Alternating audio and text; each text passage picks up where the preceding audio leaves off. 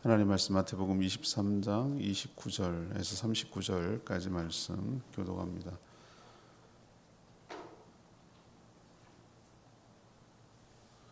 마태복음 23장 29절에서 39절입니다. 오늘은 3월 31일, 3월의 마지막 날 3월 31일입니다.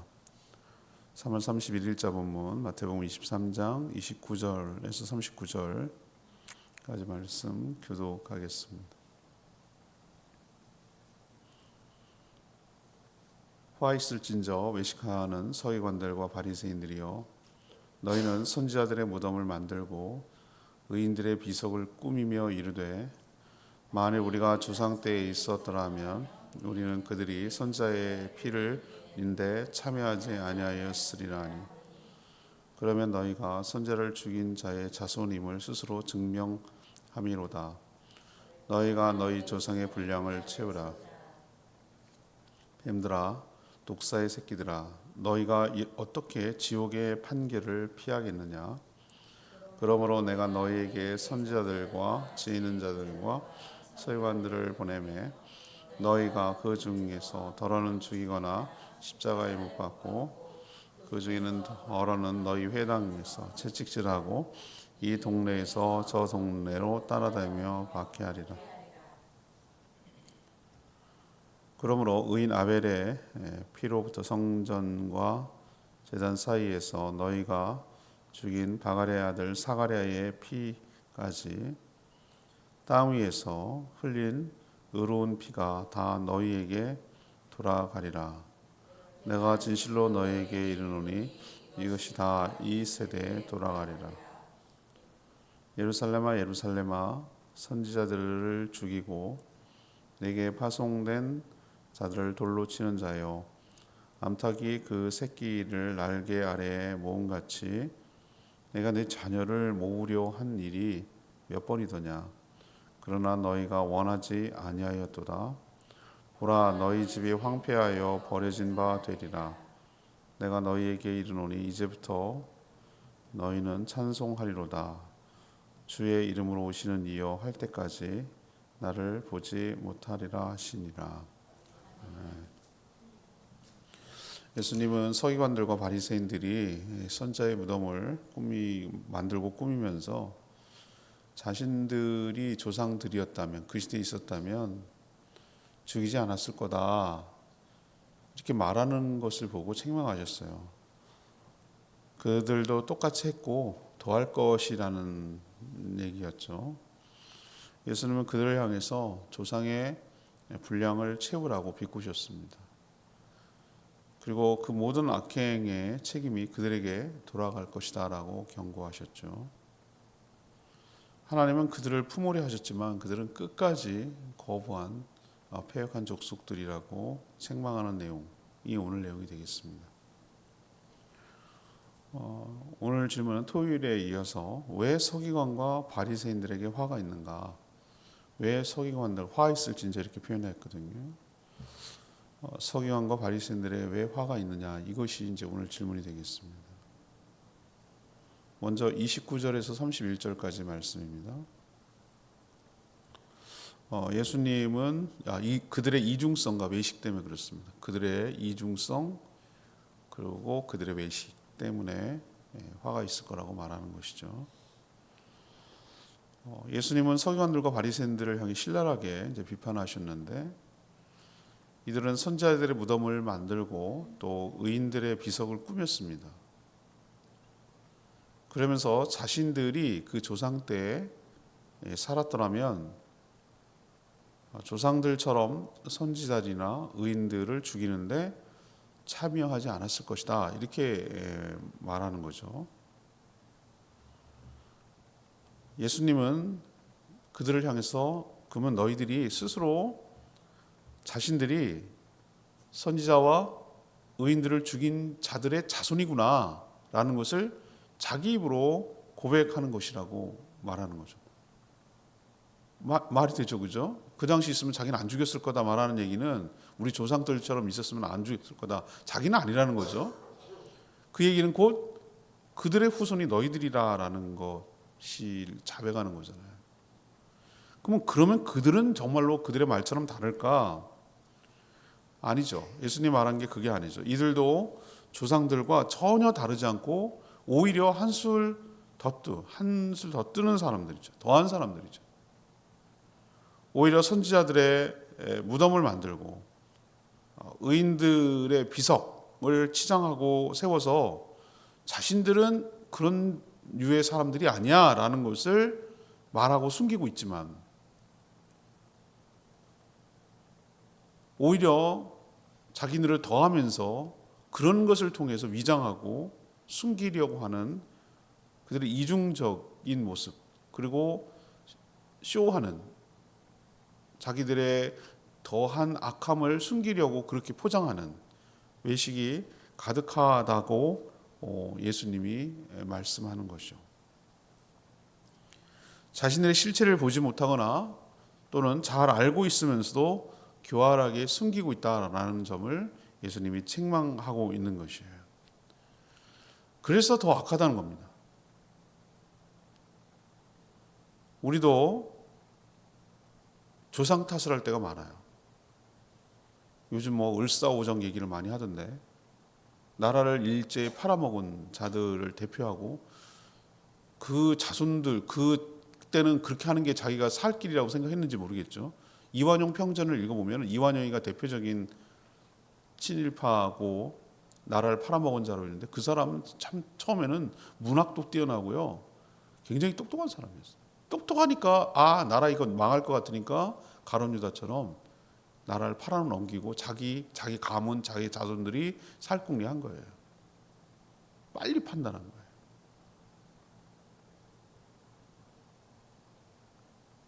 그런 을사오적 이러면서 우리는 지금도 욕하는데, 더한 짓도 지금 하는 거예요. 더한 짓도. 나라를 망가뜨리고 팔아먹으려고 하는 사람들이 얼마나 많은지 몰라요. 나랑은 상관없는 거예요. 그러면서 자기는 그렇게 난 친일파라고 그러고 이렇게 그 조상들을 욕하는데, 아니요. 지금도 그런 일을 하고 있는 자들이 너무 많다는 거예요. 그러면서 자기는 마치 아닌 것처럼 꾸미고 포장하는 것이라면 정말 그들도 똑같은 자들이라는 것을 자인하는 것이죠. 우리도 자기가 그렇지 않다라는 걸 포장하기 위해서, 위장하기 위해서, 숨기기 위해서 막 저 상대방을 더 조상들을 탓하고, 조상들이 그래서 그렇다는 둥, 이래서 그렇다는 이렇게 말하지만, 우리 역시 만약에 그 자리, 그 시점에 딱 갖다 놓으면 더 할 수도 있는 사람들이라는 것을 알고 더 겸손하게 더 자신의 모습을 돌아보며 살아가야 할 줄로 믿습니다. 그렇게 살지 않으면 우리들의 이 유대인들의 그 종교 지도자들의 이중성과 외식 때문에 예수님으로부터 책망을 받았듯이 우리 역시 그럴 수 있다는 거예요. 늘 안 되면 조상 탓, 자기는 책임이 전혀 없는 것처럼 그렇게 하는 것에 대해서 오히려 예수님께 강한 책망을 들을 수도 있겠다라는 생각을 해봐야 한다는 것이죠. 두 번째 얘기는요, 왜 서기관들과 바리새인들에게 화가 있는가? 32절부터 36절까지 말씀인데요, 주의 종들을 박해했기 때문에 그래요. 주의 종들을 박해했기 때문에. 예수님은 그들을 향해 조상의 분량을 채우라 이런 표현을 써요. 조상의 분량을 채우라는 얘기가 뭐죠? 그들의 조상들처럼 선지자와 의인을 죽이는 일에 너희들도 결국은 동참해서 그 예정된 분량을 꽉꽉꽉 다 채울 거다 이거예요. 너희들도 그 일에 같이 할 거다 이런 뜻이잖아요. 예수님 비유처럼 전에도 지금도 주의 종들을 지속적으로 보내요. 보내서 포도원 농부들처럼 그렇게 보냈지만, 포도원 농부들처럼 그 보낸 종들을 때리고 능욕하고 죽였단 말이에요. 그리고 급기야 하나님의 아들을 보냈는데도 알면서, 아들인 거 알았습니다. 상속자인 거. 오히려 상속자를 죽여서 유산을 차지하자라는 가당치도 않은 짓을 저질렀거든요. 그 비유이기도 하고 실제이기도 하고 그렇단 말이죠. 이것이 끝이 아니에요. 오늘 미래형으로 예수님은 설명하고 있어요. 너희가 박해하리라, 34절 보세요. 박해하리라 라고 말하는 것은 박해를 했다 이런 개념이 아니라, 박해하리라 라고 말하는 것은 너희가 앞으로 어떻게 할 거라는 거예요. 박해할 거라는 거잖아요. 누구를? 예수 그리스도의 복음을 전하는 주의 종들을 집요하게 따라다니며 전도를 방해하고 박해할 것이다. 그 얘기잖아요. 그러면 이렇게 얘기를 하고 들통이 났으면 하지 말아야 되는데 아니요. 실제로 그렇게 됐어요. 얼마나 많은 사람들을, 우리 사도행전 보면 알잖아요. 사도 바울이 복음을 전할 때 가장 강력하게 복음을 방해하고 막았던 자들이 누구입니까? 바로 유대인들이에요. 유대인들이 가장 방해했어요. 지금도 형태는 다르지만 복음을 전하는 수많은 주의 종들과 선교사들과 교회를 파괴하고 죽이고 하는 일을 끝까지 지금도 하고 있어요. 그래서 분량을 채운단 말이 뭐인지 알 것 같아요. 박해가 지금도 끝난 게 아니에요. 끊임없이 지금도 일어나고 있는 일이란 말이죠. 예수님이 뭐라고 하셨습니까? 아벨부터 사가랴까지 역사적으로 그들이 모두 죽인 처음부터 끝까지를 얘기하는 게 이제 뭐 아벨과 사가랴가 어떤 자인지 잘 모르겠어요. 아벨은 알겠어요. 가인이 죽인 것부터 시작하죠. 그부터 거기까지, 그러니까 수많은 역사에서 죽인 순교자들의 피가 그들에게 돌아가리라. 피가 그들에게 돌아가리라. 이 말은 그 모든 책임을 너희들에게 돌리겠다. 그 뜻이거든요. 그들은 선지자들도 박했고 또 예수 그리스도도 십자가에 죽였으며 복음을 전한 사도들, 지금까지 성도들, 모든 크리스찬들을 핍박하고 죽이고 박했단 말이죠.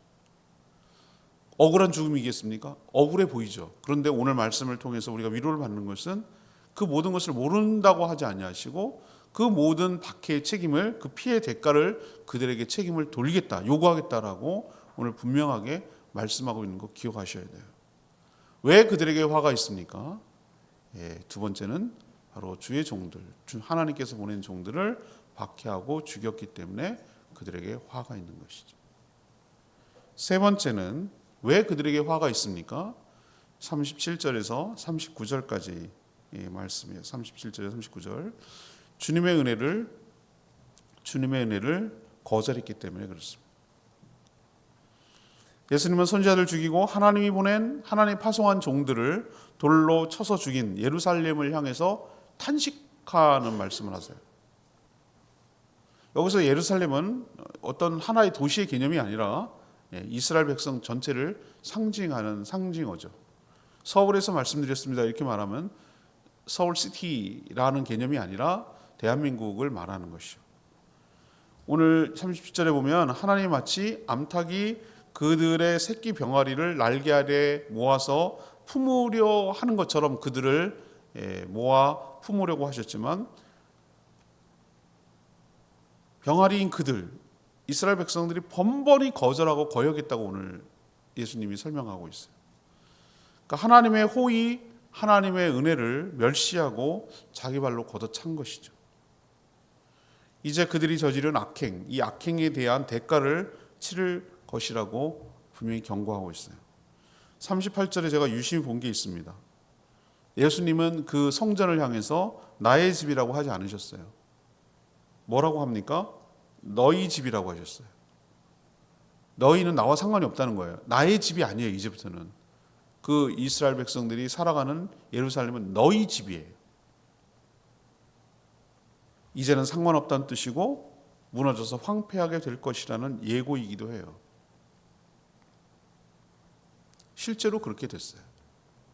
여러분 이스라엘 가면은 다 무너지고 다 망가져가지고 일부 성전만 조금 남아있어요. 거기를 통곡의벽이라고 거기서 맨날 유대인들은 막 거기다 쪽지를 그 빈틈에다 놓고 막 고개를 흔들어대면서 지금도 기도합니다. 회복을 위해서. 그 일부만 남고 다 무너진 것이죠. 하나님의 은혜가 없는 곳은 망하게 되어 있어요.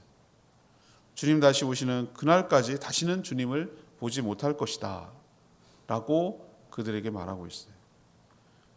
하나님의 호의, 마지막 호의였던 예수 그리스도를 거부한 대가를 톡톡히 치를 것이다 라는 뜻으로 해석이 돼요.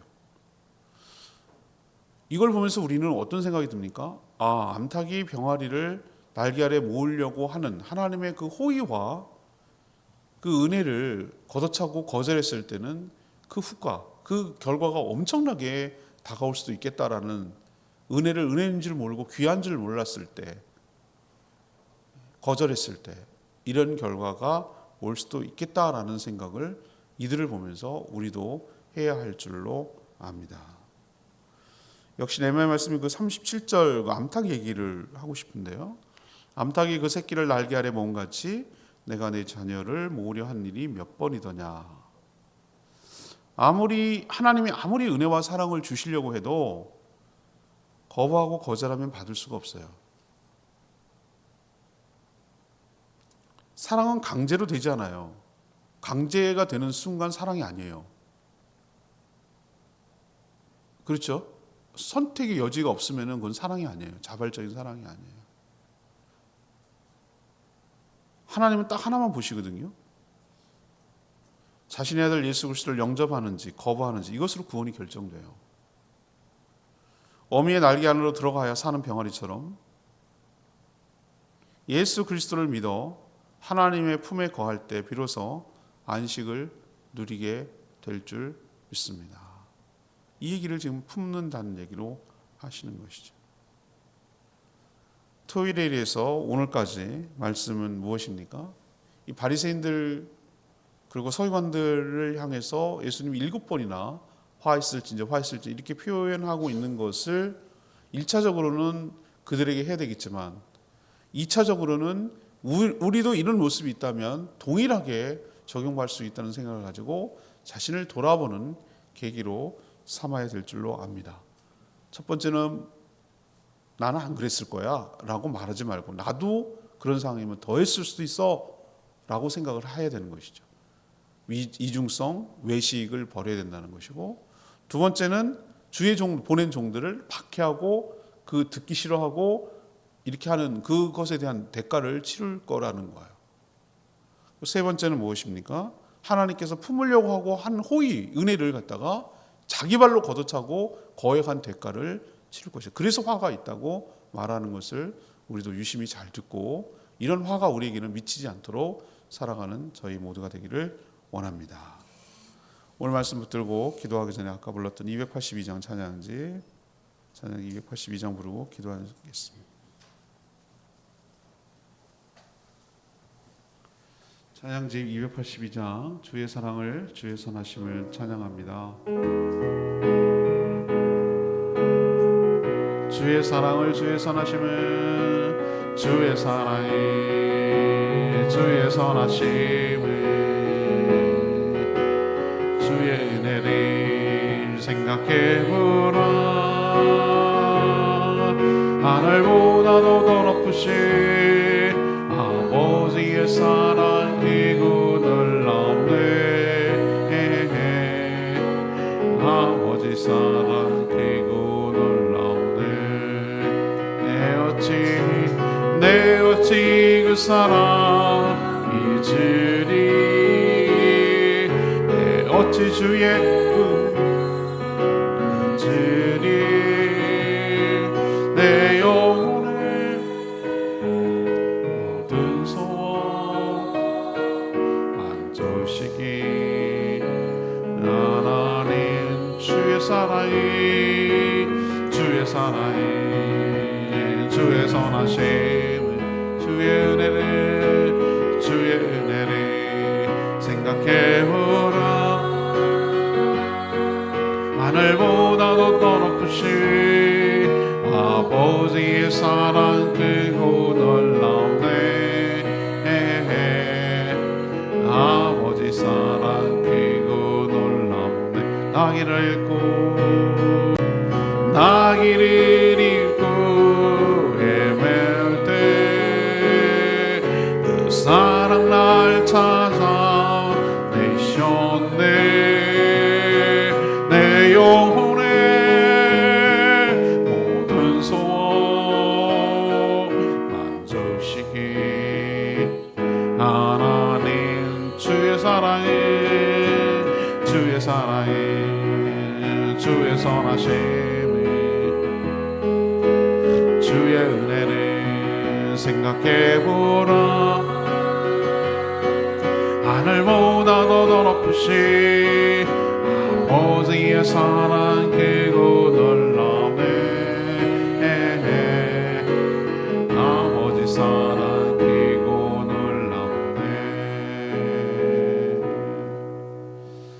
화했을진저 화했을진저. 우리는 저들 보면서 아유 바리새인들하고 서기관들은 혼나 싸지 이렇게 얘기하는데 아니요 그렇게 하면 아니고요. 이 책망이 우리를 향할 수도 있다는 거예요. 그들도 똑같이 얘기했어요. 내가 조상이었으면은 안 그랬을 거야라고 말하죠. 우리도 우리가 예수님 당시에 있었으면 난 저렇게 안 했을 거야라고 말할 수 있지만 난도 더 할 수 있다는 거예요. 우리의 이중성과 외식, 은혜를 거절하는 것, 여전히 주의 종에 거부하고 대들고 죽이고 이렇게 하는 일을 할 수 있다는 거예요. 우리도 우리 자신을 살펴보며 그런 화가 미치지 않도록 주의 은혜가 우리에 충만하도록 주의 은혜를 늘 생각하며 주의 은혜를 사모하도록 은혜가 은혜 될 수 있도록 해달라고 주여 외치며 기도하겠습니다. 주여 하나님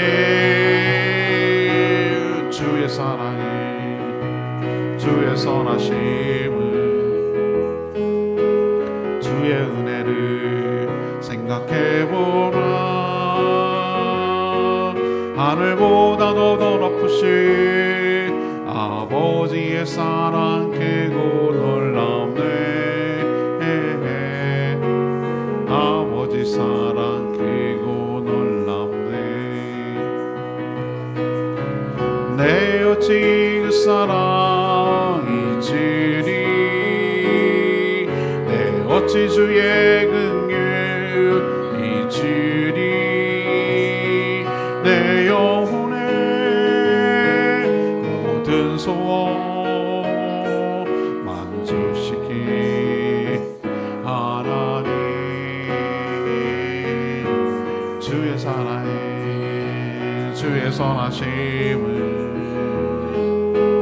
주의 은혜를 생각해보라. 하늘보다도 더 높으신 아버지의 사랑 크고 놀랍네.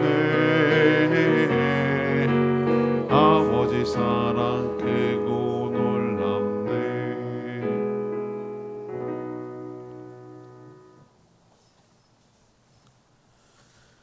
하나님, 바리새인들과 서기관들에게 왜 화가 미칠 수밖에 없는지 잘 알겠습니다. 이들의 이야기가 저희들의 이야기가 되지 않도록 인도하여 주시옵소서. 이들은 마치 자신은 안 그럴 것처럼 장담하며 선한 것처럼 외식을 했습니다. 더 할 수 있는 존재의 드림을 숨기고 속였습니다. 이들은 주의 종들을 박해하며 죽였습니다. 하나님의 호의와 은혜를 거부하며 거절했습니다. 결국 그들이 저지른 대가를 치를 것입니다. 이것이 저희들에게도 교훈이 되게 하여 주시옵소서. 저희는 그렇게 살지 않게 하여 주시옵소서. 주님의 책망이 아니라 주님의 기쁨이자 칭찬을 듣는 자들 되게 하여 주시옵소서. 오늘도 주님께 간구하는 기도 들어주시고 이 한 주간도 주님과 동행하며 주의 뜻을 이 땅에 이루는 데 쓰임받는 복된 인생 다 되게 하여 주시고 짧은 인생 허투루 살지 않게 하여 주시고 주의 뜻을 이 땅에 실현하는 데 쓰임받는 복된 인생 살게 하여 주시옵소서. 전국적인 산불로 고통받는 분들 주님께서 위로하여 주시고 속기 회복되게 하시고 살 길을 열어주시고 또 미얀마의 강진 때문에 수많은 자들이 죽어가고 있고 도움의 손길이 필요한데도 여전히 막혀 있는데 주님 그들도 불쌍히 여겨주셔서 생명이 가볍게 여겨지지 않도록 은혜를 베풀어 주시고 그들도 살 길이 열리도록 축복하여 주시옵소서. 오늘 하루도 주님과 동행하는 복된 하루 되기를 소망하며 예수 그리스도의 이름으로 축복하며 기도합니다. 아멘. 오늘 하루도 주의 은총 가운데 살아가는 복된 하루 되기를 축복합니다. 충분히 기도를 시작합니다.